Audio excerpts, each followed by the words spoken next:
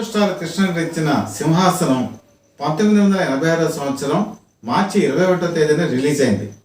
ఈ సినిమా ప్రత్యేకతలు ఏంటంటే 70mm స్టీరియోఫోనిక్ సౌండ్లో ఇది నిర్మితం అవటం, అఖండ విజయం సాధించడం.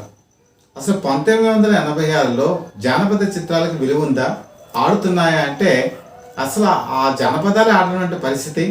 అంతవరకు జానపదాలు తీసినట్టు బి విఠలాచార్య 1983 తర్వాత ఆయన తీసిన సినిమాలు ఏవి కూడా విజయవంతం కావట్లేదు. అలాగే నిర్మాతలు ఎవరు కూడా జానపద చిత్రాలు తీయడానికి ముందుకు రానటువంటి పరిస్థితుల్లో కృష్ణ ముందడుగేశారు, జానపద చిత్రం తీశారు. ఏటికి ఎదురెదటం, కాలానికి లెక్క చేయకపోవటం, సాహసాలు చేయటం, ప్రయోగాలు చేయటం, అలాగే సై అంటే సై అని బరిలోకి దిగటం, ఇవన్నీ కూడా కృష్ణకి నైజం. ఇదే ఈ సినిమాలో ఆ నైజాన్ని చూపించారు. ఈ సినిమాతోనే ఆయన తొలిసారిగా దర్శకుడయ్యారు. ఈయన తెలుగులో సింహాసనంతో పాటు హిందీలో సింహాసనం కూడా ఏకకాలంలో చిత్రీకరించడం జరిగింది. ఈ సినిమాలకి ఆయన దర్శకత్వం వహించడమే కాదు, ఎడిటింగ్ కూడా ఆయనే చేశారు. అంటే మొత్తం కనుక సింహాసనం సినిమా కనుక చూసుకుంటే కేవలం 53 పర్దినాల్లో ఈ సినిమాని పూర్తి చేయడం జరిగింది. తెలుగులో కాదండి, హిందీలో కూడా. ఈరోజు కనుక మన పరిస్థితి కనుక చూస్తే ఒక సినిమా పూర్తి కావడానికి దాదాపు 5 సంవత్సరాలు అవుతుంది. 5 సంవత్సరాల పాటు పూర్తి చేస్తే కానీ సినిమా కంప్లీట్ అయ్యి రిలీజ్ అవ్వట్లా. 65 రోజుల్లో సింహాసనం డబ్బింగ్తో సహా మొత్తం కంప్లీట్ చేసి సింహాసనం ఏమో నార్త్లో రిలీజ్ చేశారు. అలాగే సింహాసనం ఆంధ్ర, తమిళనాడు, అలాగే మలయాళంలో కూడా రిలీజ్ చేయడం జరిగింది. ఇది కృష్ణకున్నటువంటి ప్రత్యేకత అనాలా, లేకపోతే ఇంత షార్ట్ పీరియడ్లో ఈ సినిమా తీసి అద్భుత విజయం సాధించారంటే ఆయన గొప్పతనాన్ని ఏ విధంగా మనం గుర్తుంచుకోవాలి. ఈ సినిమా మనం కనుక చూసుకుంటే ఈరోజు డిజిటల్ సౌండ్ సిస్టమ్ అన్నీ వచ్చేసాయి. అలాగే డిజిటల్ కూడా వచ్చిన తర్వాత ఈరోజు సైనికులు కానీ యుద్ధ సన్నివేశాలు కానీ తీయాలంటే మనం ఎంతో ఒక గ్రాఫిక్స్ పెట్టి దాన్ని చేయొచ్చు. కానీ ఆ రోజుల్లో గ్రాఫిక్స్ లేవు, డిజిటల్ అనేది లేదు. కేవలం సైనికులు అలాగే సెట్టింగ్స్ ఇవన్నీ వేస్తే తప్ప ఎఫెక్ట్ రాదు. అలాంటి పరిస్థితుల్లో ఆయన 3,20,00,000 రూపాయల వ్యయంతో సింహాసనం కూడా కంప్లీట్ చేయడం జరిగింది. 1986 సంవత్సరం కనుక చూసుకుంటే ఆ రోజు సినిమా నిర్మాణం కేవలం 40 లక్షలతో పూర్తయ్యేది. అలాంటి తరుణంలో 3,20,00,000 పెట్టి భారీ బడ్జెట్తో సినిమా తీశారంటే కృష్ణ డేరింగ్ని ఏమనాలి, ఏమని వర్ణించాలి, ఏ విధంగా కొనియాడాలి. అలాగే ఈ 70mm స్టీరియోఫోనిక్ అనేది కూడా తెలుగు సినిమా ఇండస్ట్రీకి ఒక నూతన వరవడిని తీసుకొచ్చింది. మనం కనుక చూసుకుంటే సినిమా స్కోప్ అల్లూరి సీతారామరాజు ఈయనే ప్రవేశపెట్టారు. అంతకుముందు కనుక చూసుకుంటే కోబాయ్, ఈయనే మొట్టమొదటిగా కోబాయ్ సినిమా చేశారు. గోల్చార్ 116 మొట్టమొదటి జేమ్స్ బాండ్ సినిమా ఆయనే ప్రవేశపెట్టారు. అంటే సినిమా రంగంలోకి వచ్చేప్పటికి తెలుగు సినిమా రంగాన్ని ఒక కొత్త పొంతలు తొక్కించినటువంటి వ్యక్తి సూపర్ స్టార్ కృష్ణ. సింహాసనంలో కూడా ఈ 70mm స్టీరియోఫోనిక్ వచ్చేప్పటికి ఈ ప్రింట్స్ మనకి ఇండియన్ టెక్నాలజీలో అప్పుడు అవైలబిలిటీ అవ్వాలా. ఆయన కాలిఫోర్నియా నుంచి 4 నెలల ముందుగా అడ్వాన్స్ కట్టి ఈ 70mm ప్రింట్స్ తెప్పించారు. అవి కూడా కేవలం 6 మాత్రమే. మన ఆంధ్రప్రదేశ్కి వచ్చేప్పటికి హైదరాబాద్లో దేవి థియేటరు, అలాగే వైజాగ్ వచ్చేప్పటికి చిత్రాలయ, ఇలాంటి ప్రముఖమైనటువంటి వాటిల్లో వీటిని ప్రదర్శితం చేశారు. దేవిలో కనుక చూసుకుంటే రోజు 4 ఆటలు, అందులో ఏకదాటిగా 105 రోజుల పాటు ఆడింది. అలాగే మనం వైజాగ్లో కనుక చూసుకుంటే దసపల్లా చిత్రాలయ 100 రోజుల పాటు ఫుల్స్ అయింది. అలాగే అద్భుతమైన విజయం సాధించింది. అలాగే ఇప్పుడు నెల్లూరుకి వచ్చేప్పటికి నర్తకి అనే ఒక థియేటర్ ఉంది. ఇది ఎంఎస్ రెడ్డి ఏం చేశారంటే ఈ సినిమా రిలీజ్ అవుతుందని 70mm స్టీరియోఫోనిక్ సౌండ్కి దానికి తగ్గట్టుగా తయారు చేసి ఈ సినిమా రిలీజ్ అయ్యే టైంకి దాని నిర్మాణం పూర్తి కావించారు. ఇది కూడా తెలుగు చలనచిత్ర రంగంలో ఒక సినిమా రిలీజ్ అవ్వడానికి ఒక థియేటర్ని కట్టడం అనేది ఒక అపూర్వమైన సంఘటనగా మనం చెప్పుకోవచ్చు. ఈ సినిమా రిలీజ్ అయిన తర్వాత ప్రతి థియేటర్లో కూడా అభిమానుల కోలాహలం, అలాగే టికెట్ల గురించి బారులు తీరటం, అలాగే అడ్వాన్స్ బుకింగ్ కూడా అప్పుడే ప్రవేశపెట్టారు. ఇప్పుడు దసపల్లా చిత్రాలయ వచ్చేప్పటికి అడ్వాన్స్ బుకింగ్ దాదాపు 70 రోజుల వరకు హౌస్ఫుల్స్కి ముందుగానే టికెట్లు బుక్ చేయడం కూడా జరిగింది. అలాగే బ్లాక్లో కనుక చూసుకుంటే ఈ టికెట్ని 500 రూపాయలకి అమ్మారు. 1986 సంవత్సరంలో టికెట్ రేటు 5 రూపాయలు, 7 రూపాయలు మ్యాక్సిమం. అలాంటి తరుణంలో 500 రూపాయలు బ్లాక్లో కొనుక్కొని అభిమానులు వెళ్ళారంటే ఈ సినిమాకు ఉన్నటువంటి క్రేజ్ ఏంటో మనం అర్థం చేసుకోవచ్చు. అంతేకాదు ఈ సినిమా కనుక చూసుకుంటే విజయవాడలో రాజ్ యువరాజ్ అని చెప్పి జంట థియేటర్లో ఈ సినిమా టికెట్లు కొనుగోలు చేయడానికి 3 కిలోమీటర్ల వరకు క్యూ లైన్ కట్టారు. ఇది కూడా విజయవాడ చరిత్రలో కని వినగలిగినటువంటి రికార్డు.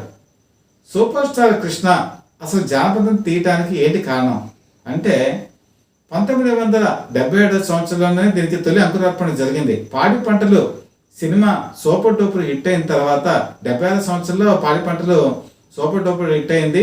1977 సంవత్సరంలో ఒక జానపదం చేద్దాం తీద్దామని అని అనుకున్నారు. జనని జన్మభూమి మన బంగారు భూమి అనేటువంటి పాట మీకు అందరికీ గుర్తుండే ఉంటుంది. జనని జన్మభూమి అనే పేరు మీద జానపదానికి ఈయన అంకురార్పణ చేశారు. కాకపోతే అప్పుడు సన్నిహితులు మిత్రులు ఏమని వారించారంటే ఇప్పుడు జానపదం తీయటం రిస్క్ వద్దు అని చెప్పి వారించారు. అలాగే ఈయన అప్పట్లోనే ఒక కోబాయ్ సినిమా తీద్దామని కూడా ప్రయత్నం చేశారు. కానీ అనివార్య కారణాల వల్ల ఆ సినిమా కూడా ఆగిపోయింది. 1986 సంవత్సరం వచ్చేప్పటికి ఆయన మళ్ళీ తన ఆలోచనకి పదును పెట్టారు. ఆయన మధ్యలో ఎప్పటి నుంచో కూడా ఒక కోరిక ఉంది. అదేంటంటే రాణి రుద్రమదేవి, గోన గన్నారెడ్డి ఈ ఇద్దరు కథని సినిమా తీద్దామని ప్రయత్నం చేశారు. కానీ సన్నిహితులు చెప్పింది ఏంటంటే చారిత్రాత్మక నేపథ్యం కనుక ఇప్పుడు తీస్తే అది ప్రజలకు నచ్చుతుందా నచ్చదా అదొకటి. తర్వాత దాన్ని వాతావరణం ప్రతిబింబించేలా సెట్స్ వేయడం కూడా కొంచెం కష్టం. కాబట్టి దాన్ని కథను అటు ఇటుగా మార్చి జానపదం తీయమని చెప్పి సలహా ఇచ్చారు. అసలు ఈ సినిమాకి స్టోరీ లైనప్ అంతా కూడా కృష్ణదే. దీనికి డైలాగ్స్ రాసింది మాత్రం మహారథి. సో మీరు కనుక చూసుకుంటే ఇందులో అలకానందాదేవి క్యారెక్టర్ కనుక జయప్రద చూసుకుంటే రాణి రుద్రమదేవి పాత్రను పోలి ఉంటుంది. అలాగే సైన్యాధిపతిగా ఉన్నట్టు విక్రమసింహుడు, ఈ విక్రమసింహుడు క్యారెక్టర్ కనుక చూసుకుంటే గొన్న గన్నారెడ్డి ఆ పాత్రని పోలి ఉంటుంది. అయితే ఈ సినిమా తీసేటప్పుడు అసలు చాలామంది అభిమానులు కోరుకున్నది ఏంటంటే హిందీలో కూడా మీరే చేయండి, మీరు కనుక చేస్తే బాగుంటుందని చెప్పి సలహా ఇచ్చారు. అయితే కృష్ణ కూడా ఒకనొక దశలో హిందీలో కూడా తానే యాక్ట్ చేద్దామని చెప్పి అనుకున్నారు. అయితే పద్మాలయ బ్యానర్ మీద వచ్చేటప్పటికి పద్మాలయ బ్యానర్కి జితేంద్రకి మధ్య చాలా అవినాభావ సంబంధం ఉంది. పద్మాలయ వాళ్ళు ఎప్పుడు అడిగినా కూడా జితేంద్ర కాల్ షీట్లు ఇచ్చేవాళ్ళు, తర్వాత వాళ్ళకి బాగా కోఆపరేట్ చేసేవాళ్ళు, ఒక మంచి అనుబంధం కూడా ఉంది.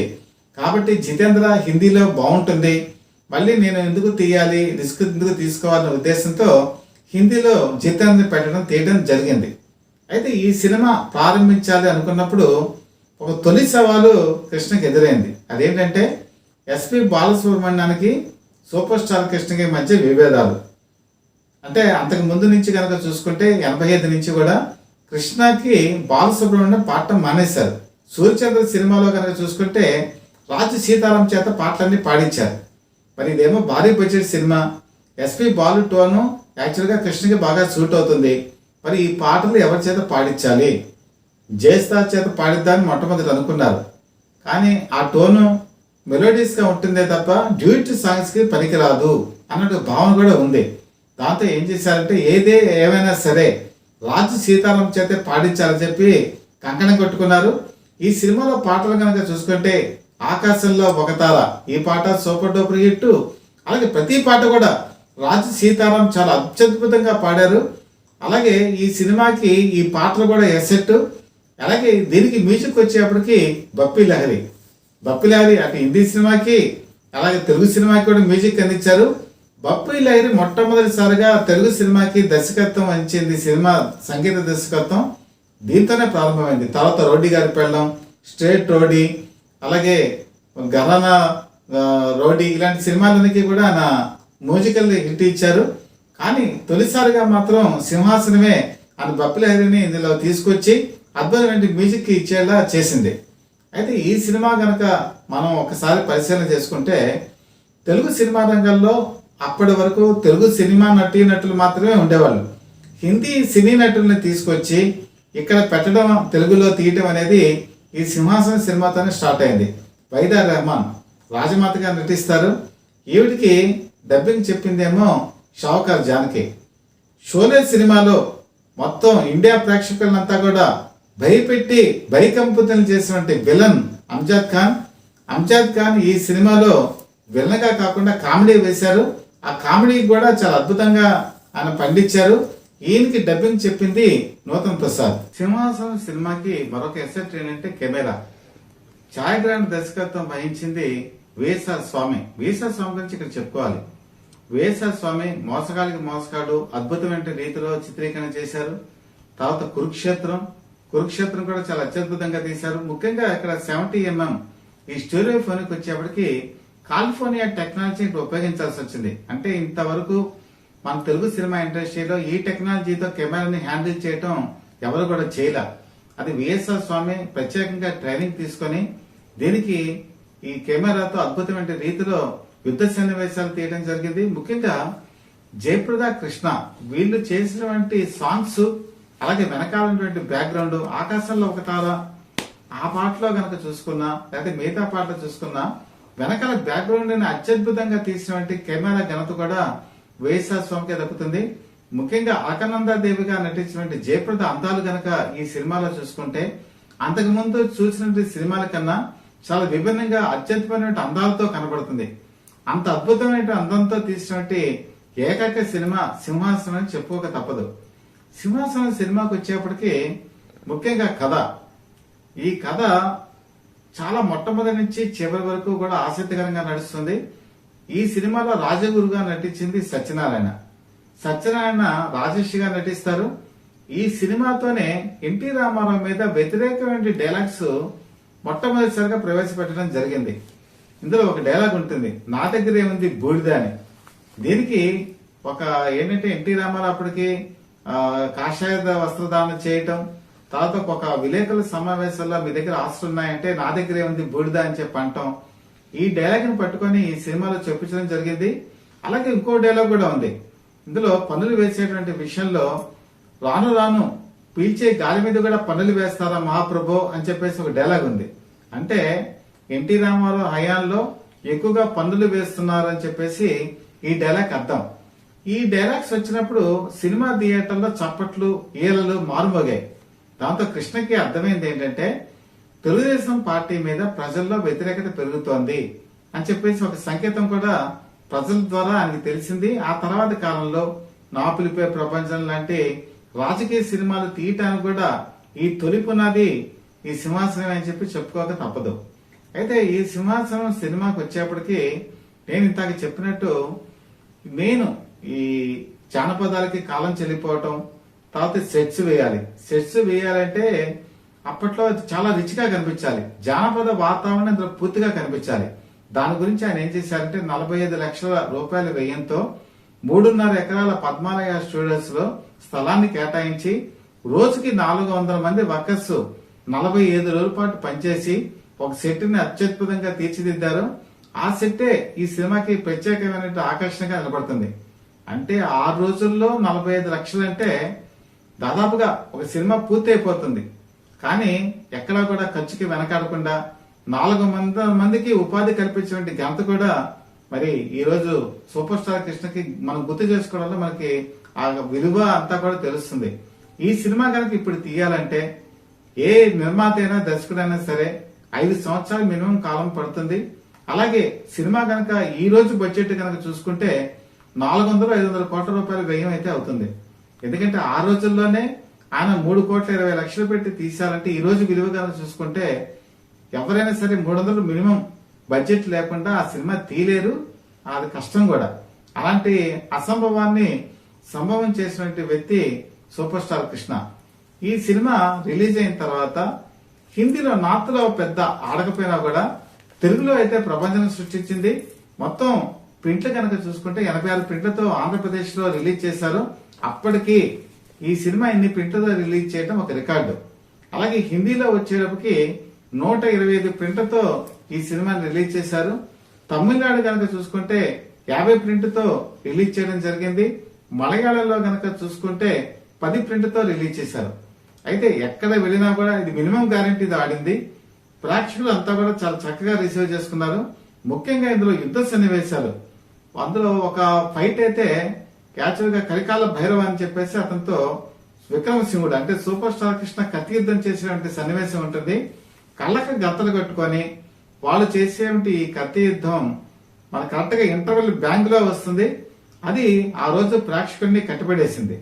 అలాగే ఈ సినిమాలో మరొక ప్రత్యేకమైన ఆకర్షణ ఏంటంటే మందాకిని రామ్ తెరి గంగామేరి సినిమాలో మరి నార్త్ ఇండియా, సౌత్ ఇండియా అందరినీ ఉర్రు తొలగించింది. అలాంటి మందాకిని ఇందులో తీసుకొచ్చి ఆ విషకన్యగా ప్రవేశపెట్టి ఆ విషకన్యతో ఆదిత్య భద్రుడు అంటే సెకండ్ రోల్ కృష్ణ, మరి ఆయన చేసేటువంటి సాంగ్స్, ఆ విన్యాసాలు అంతా కూడా రొమాన్స్ ప్రేక్షకుల్ని కట్టిపడేసింది. ఇందులో మందాకిని చేసినటువంటి అద్భుతమైనటువంటి నటన తర్వాత కాలంలో బాలకృష్ణ భార్గవరాముడు అనేటువంటి సినిమాలో బుక్ చేసుకోవడం కూడా జరిగింది. కాబట్టి మందాకిని తొలిసారి తెలుగు సినిమాకి ఇంట్రడ్యూస్ చేసింది కూడా సూపర్ స్టార్ కృష్ణే. ఇందులో రాజనర్తకిగా రాధ నటిస్తుంది. అయితే ఈ పాత్ర నిడివి తక్కువగా ఉంటుంది, ప్రాధాన్యత కూడా తక్కువగా ఉంటుంది. అయితే ఒకనొక షూటింగ్ లో చిరంజీవి రాధను అడగడం జరిగింది, రాధా ఇందులో నువ్వు రాజనర్తకిగా ఏమాత్రం ప్రాధాన్యత లేని క్యారెక్టర్ లో నటించావు, ఇది నీ కెరీర్ కి ఇబ్బంది కలగదా అని చెప్పి అడిగితే అప్పుడు రాధ ఏం సమాధానం చెప్పిందంటే, సూపర్ స్టార్ కృష్ణ నాకు గురువు, తండ్రి, దైవం అన్ని ఆయనే. ఆయన రాజనీతికే కాదు చివరికి బిచ్చగత్తె వేషం వేసినా కూడా నేను నటిస్తానని చెప్పడం నిజంగా సూపర్ స్టార్ కృష్ణ మీద ఆయనకున్నటువంటి అభిమానం కూడా ఈరోజు మనకి ఆమె మాటల ద్వారా తెలుస్తుంది. ఎందుకంటే రాధ తల్లి నరసమ్మ కాంగ్రెస్ పార్టీలో చాలా క్రియాశీలకంగా ఉండేది. ఈ సినిమా రిలీజ్ అయ్యే టైం కూడా మరి కృష్ణ కనుక చూసుకుంటే ఆయన కాంగ్రెస్ పార్టీలో ఉన్నారు. ఇది ఆయనకి 235వ సినిమా. అప్పటికి 1965వ సంవత్సరంలో తేనె మనసుల ద్వారా ఆయన సినిమా రంగ ప్రవేశం చేస్తే 20 సంవత్సరాలు పూర్తయి 21 సంవత్సరంలో ఈ సింహాసనం సినిమా రిలీజ్ అయింది. అప్పటికి ఎవరైనా సరే ఏ ఇండస్ట్రీలో తీసుకున్నా కూడా ఒక హీరో 20 సంవత్సరాలు కనుక దాడితే హీరోగా ఫేడౌట్ అయిపోతూ ఉంటారు. వాళ్ళు హీరో నుంచి తండ్రి పాత్రలకో లేకపోతే క్యారెక్టర్ ఆర్టిస్ట్ గా మారటం జరుగుతుంది. కానీ 20 సంవత్సరాలు పూర్తయినా కూడా ఒక సింహాసనం సినిమా ద్వారా తన ప్రతిభ ఏంటో కూడా నిరూపించుకున్నారు. ఓ పక్క డైరెక్ట్ చేయటం, ఓ పక్క ఎడిటింగ్ చేయటం, ఓ పక్క నటించడం, అందులో డ్యూయల్ రోల్, ఓ పక్క హిందీ సినిమా. అంటే ఈయన క్యారెక్టర్ అయిపోయిన తర్వాత మళ్ళీ జితేంద్రతో మళ్ళీ ఆయన డైరెక్ట్ చేసేవాళ్ళు. మళ్ళీ జితేంద్రతో డైరెక్ట్ చేయటం అయిపోయిన తర్వాత మళ్ళీ తన సెట్ మీదకి వెళ్ళి తను మళ్ళీ యాక్ట్ చేసేవాళ్ళు. ఇది ఒక విధంగా కూడా ఈరోజు ఒక బుక్ కనుక రాస్తే కృష్ణ ఈ సాహసాన్ని ఎలా చేయగలిగారో కూడా అందరినీ కూడా ఆశ్చర్యచకితం చేస్తుంది. అంటే హీరోగా నటిస్తున్నప్పుడు, అందులో డ్యూయల్ రోల్ లో నటిస్తున్నప్పుడు మాస్క్ షాట్లు తీయాలి. అలాగే తను డైరెక్షన్ చేస్తున్నారు కాబట్టి తను నటిస్తూ పక్కనున్న వాళ్ళు ఎలా నటిస్తున్నారో అబ్జర్వ్ చేయాలి, తనకి ఓకే చెప్పాలి. పైగా హిందీలో ఇందులో గుల్షన్ గోవర్ నటించారు, ప్రాణ్ నటించారు, రంజిత్. వీళ్ళు చాలా అగ్రెసివ్ అయిన హిందీ నటులు. వీళ్ళని హ్యాండిల్ చేయడం అంటే చాలా కష్టం. అలాంటిది ఒక తెలుగు సినిమా హీరో తను నటిస్తూ వాళ్ళని డైరెక్ట్ చేస్తూ వాళ్ళ దగ్గర నుంచి నటన రాబట్టుకుంటూ హిందీలో చేయటం అంటే మన భారతదేశ చలనచిత్రంలో ఒక తెలుగు హీరో హిందీ సినిమా కూడా డైరెక్ట్ చేయడం చాలా గొప్ప విషయం. అయితే చాలా మంది అఫీషియల్ రికార్డ్స్ కనుక చూసుకుంటే సింహాసన సినిమానే అసలు కృష్ణకి మొట్టమొదటిగా దర్శకత్వం వహించిన సినిమా అని చెప్పి అనుకుంటారు. కానీ యాక్చువల్ గా ఆయన అల్లూరి సీతారామరాజు సినిమాకే డైరెక్ట్ చేశారు. ఇందులో వి రామచంద్ర డైరెక్టర్. ఈ సినిమా ప్రారంభమైన అతి కొద్ది కాలంలోనే ఆయన అస్వస్థతకు లోనయ్యారు. కానీ ఆయన చేతిలో చేయించుకుని కృష్ణ చేత ఒక ప్రామిస్ చేయించారు, నేను ఈ సినిమాకి దర్శకత్వం చేయకపోయినా కూడా నా పేరు వేయాలి కృష్ణ అంటే రామచంద్రరావు మీద అంటే గౌరవంతో ఆ సినిమాకి తానే డైరెక్ట్ చేసి అందులో వార్ సీన్స్ మాత్రం కేఎస్ఆర్ దాస్ కి ఇచ్చారు. ఆ సినిమా టైటిల్ అంతా కూడా దర్శకుడి టైటిల్ వి రామచంద్రరావుకి ఇవ్వటం జరిగింది. ఆ విధంగా కృష్ణ దర్శకత్వం ఈ సింహాసనం సినిమా రిలీజ్ అయింది. అప్పటికి ఎవరైనా సరే ఏ ఇండస్ట్రీలో తీసుకున్నా కూడా ఒక హీరో 20 సంవత్సరాలు కనుక దాడితే హీరోగా ఫేడౌట్ అయిపోతూ ఉంటారు. వాళ్ళు హీరో నుంచి తండ్రి పాత్రలకో లేకపోతే క్యారెక్టర్ ఆర్టిస్ట్ గా మారటం జరుగుతుంది. కానీ 20 సంవత్సరాలు పూర్తయినా కూడా ఒక సింహాసనం సినిమా ద్వారా తన ప్రతిభ ఏంటో కూడా నిరూపించుకున్నారు. ఓ పక్క డైరెక్ట్ చేయటం, ఓ పక్క ఎడిటింగ్ చేయటం, ఓ పక్క నటించడం, అందులో డ్యూయల్ రోల్, ఓ పక్క హిందీ సినిమా. అంటే ఈయన క్యారెక్టర్ అయిపోయిన తర్వాత మళ్ళీ జితేంద్రతో మళ్ళీ ఆయన డైరెక్ట్ చేసేవాళ్ళు. మళ్ళీ జితేంద్రతో డైరెక్ట్ చేయటం అయిపోయిన తర్వాత మళ్ళీ తన సెట్ మీదకి వెళ్ళి తను మళ్ళీ యాక్ట్ చేసేవాళ్ళు. ఇది ఒక విధంగా కూడా ఈరోజు ఒక బుక్ కనుక రాస్తే కృష్ణ ఈ సాహసాన్ని ఎలా చేయగలిగారో కూడా అందరినీ కూడా ఆశ్చర్యచకితం చేస్తుంది. అంటే హీరోగా నటిస్తున్నప్పుడు, అందులో డ్యూయల్ రోల్ లో నటిస్తున్నప్పుడు మాస్క్ షాట్లు తీయాలి. అలాగే తను డైరెక్షన్ చేస్తున్నారు కాబట్టి తను నటిస్తూ పక్కనున్న వాళ్ళు ఎలా నటిస్తున్నారో అబ్జర్వ్ చేయాలి, తనకి ఓకే చెప్పాలి. పైగా హిందీలో ఇందులో గుల్షన్ గోవర్ నటించారు, ప్రాణ్ నటించారు, రంజిత్. వీళ్ళు చాలా అగ్రెసివ్ అయిన హిందీ నటులు. వీళ్ళని హ్యాండిల్ చేయడం అంటే చాలా కష్టం. అలాంటిది ఒక తెలుగు సినిమా హీరో తను నటిస్తూ వాళ్ళని డైరెక్ట్ చేస్తూ వాళ్ళ దగ్గర నుంచి నటన రాబట్టుకుంటూ హిందీలో చేయటం అంటే మన భారతదేశ చలనచిత్రంలో ఒక తెలుగు హీరో హిందీ సినిమా కూడా డైరెక్ట్ చేయడం చాలా గొప్ప విషయం. అయితే చాలా మంది అఫీషియల్ రికార్డ్స్ కనుక చూసుకుంటే సింహాసనం సినిమానే అసలు కృష్ణకి మొట్టమొదటిగా దర్శకత్వం వహించిన సినిమా అని చెప్పి అనుకుంటారు. కానీ యాక్చువల్ గా ఆయన అల్లూరి సీతారామరాజు సినిమాకే డైరెక్ట్ చేశారు. ఇందులో వి రామచంద్రరావు డైరెక్టర్. ఈ సినిమా ప్రారంభమైన అతి కొద్ది కాలంలోనే ఆయన అస్వస్థతకు లోనయ్యారు. కానీ ఆయన చేతిలో చేయించుకుని కృష్ణ చేత ఒక ప్రామిస్ చేయించారు, నేను ఈ సినిమాకి దర్శకత్వం చేయకపోయినా కూడా నా పేరు వేయాలి కృష్ణ అంటే రామచంద్రరావు మీద అంటే గౌరవంతో ఆ సినిమాకి తానే డైరెక్ట్ చేసి అందులో వార్ సీన్స్ మాత్రం కేఎస్ఆర్ దాస్ కి ఇచ్చారు. ఆ సినిమా టైటిల్ అంతా కూడా దర్శకుడి టైటిల్ వి రామచంద్రరావుకి ఇవ్వటం జరిగింది. ఆ విధంగా కృష్ణ దర్శకత్వం వహించినటువంటి మొట్టమొదటి సినిమా అల్లూరి సీతారామరాజు టైటిల్స్ లో మాత్రం పడింది మాత్రం ఈ సింహాసనం సినిమాకే. అయితే ఇందులో గనక చూసుకుంటే యాక్షన్ సన్నివేశాలు చాలా ఉంటాయి. ఇందులో థ్రిల్ కలిగించేవంటే ఫైట్స్ చాలా ఉన్నాయి.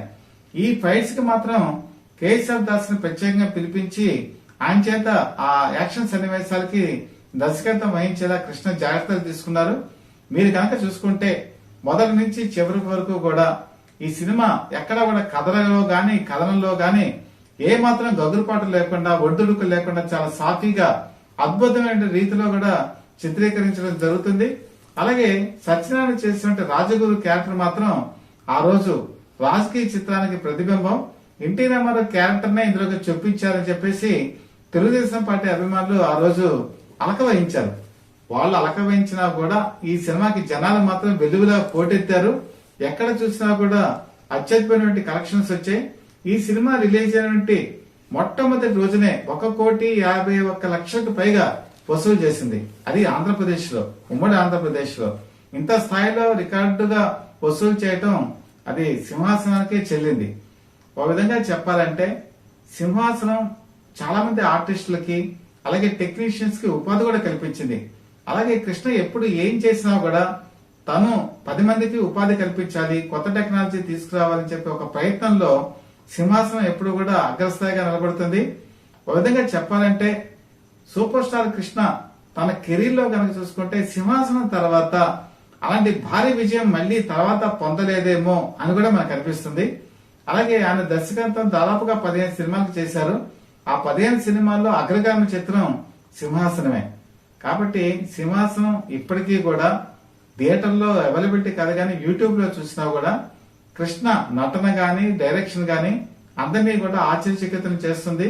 ఈ రోజు ఆ సినిమా తీయాలంటే మాత్రం చాలా వ్యయ ప్రయాసాలకు లోనైనటువంటి అవసరం ఉంది.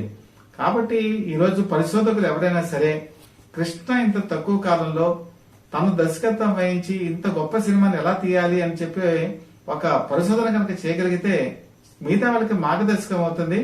సూపర్ స్టార్ కృష్ణ ఎప్పటికీ కూడా అజరామరంగా నిర్మించినటువంటి సింహాసనం మనందరికీ కూడా కళ్ళకి కట్టినట్టు కనపడుతుంది. అలాగే ఈ శబ్దోత్సవం కనుక చూసుకుంటే చెన్నైలో జరిగింది. జూలై 12వ తారీఖున విజిపి గార్డెన్స్ లో 150 ఎకరాల స్థలంలో ఈ శబ్దోత్సవ సభకి ఏర్పాట్లన్నీ చేశారు. ఆంధ్రప్రదేశ్ నుంచే కాకుండా వివిధ రాష్ట్రాల నుంచి కూడా అభిమానులు విలువలా పోటెత్తారు. దాదాపుగా 150 ఎకరాల్లో అటు సినిమా థియేటర్లు కానీ ఎగ్జిబిటర్స్ కానీ డిస్ట్రిబ్యూటర్స్ కానీ వాళ్ళందరూ రావడంతో ఈ సినిమాకి అసలు సభా వేదికకి చేరువ కావడానికి చాలా మంది కష్టమైంది. దాసరి నారాయణరావు, అలాగే ఆ రోజు కనుక చూసుకుంటే సూపర్ స్టార్ అయినటువంటి జితేంద్ర, తర్వాత రాధా, జయప్రద, తర్వాత కనుక చూసుకుంటే రజనీకాంత్ ఆవిడ సతీమణి ఈ సినిమా వేదిక వరకు కూడా రాలేకపోయారు. జనాలు అంత పోటెత్తడం మద్రాసు సినీ చరిత్రలోనే ఒక రికార్డ్ గా చెప్పుకుంటారు. దాంతో ఆయన ఏం చేశారంటే తాజ్ కోరమండల్, ఇది పెద్ద 5 స్టార్ హోటల్, ఆ నెక్స్ట్ డే అంటే జూలై 13వ తేదీన శబ్దోత్సవ షీల్డ్ వేడుక అనేది కూడా అక్కడ నిర్వహించడం జరిగింది. అలాగే రజనీకాంత్ అందరికీ కూడా జ్ఞాపికలను కూడా అందజేశారు. ఈ సినిమాతో మన తెలుగువాడి జయకేతనం హిందీ సినిమా రంగంలో ఎగరవేసినటువంటి మొట్టమొదటి తెలుగు నటుడు సూపర్ స్టార్ కృష్ణ. ఈ సినిమాని కూడా ఇప్పటికి కూడా పరిశోధకులు అసలు ఇంత తక్కువ టైంలో ఎలా తీశారని చెప్పి కూడా పరిశోధించవలసిన సమయం కూడా ఉంది. కాబట్టి సూపర్ స్టార్ కృష్ణ సాహసానికి మరో పేరు డేరింగ్ అండ్ డాషింగ్ హీరో అని చెప్పి ఆ సినిమాతో నిరూపించుకున్నారు.